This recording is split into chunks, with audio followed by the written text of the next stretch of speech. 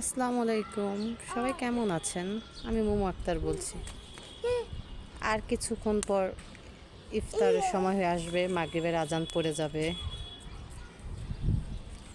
তাই বিকালে একটু বাচ্চাকে নিয়ে ছাদে উঠেছি।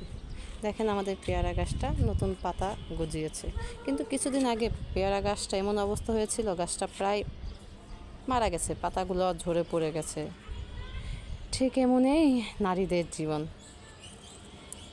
এই কেউ বেঁচে ওঠে, আবার কেউ দুমড়ে মুচড়ে পড়ে যায়। সব কিছু মানিয়ে নেওয়াই এটাই জীবন।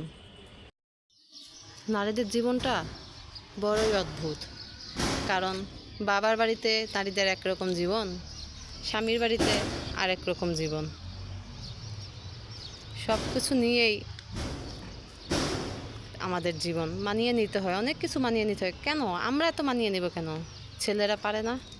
কিন্তু ছেলেরা পেরেও তা করতে চায় না। এটা আমাদের সমাজের একটা নৈতিক কাজ ছেলেদের ক্ষেত্রে পড়ে।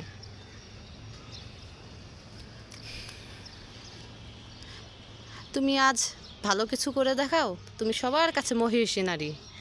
একটু কোনো রকম তোমাকে দ্বারা খারাপ কিছু হোক বা কোনো খারাপ কিছু করো, তোমার থেকে খারাপ নারী পৃথিবীতে আর কেউ হতে পারে না।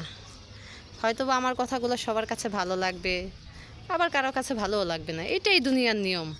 সবার ভালো লাগতে হবে বা খারাপ লাগতে হবে এটা তো কোনো কথা না। ওকে, আল্লাহ হাফেজ।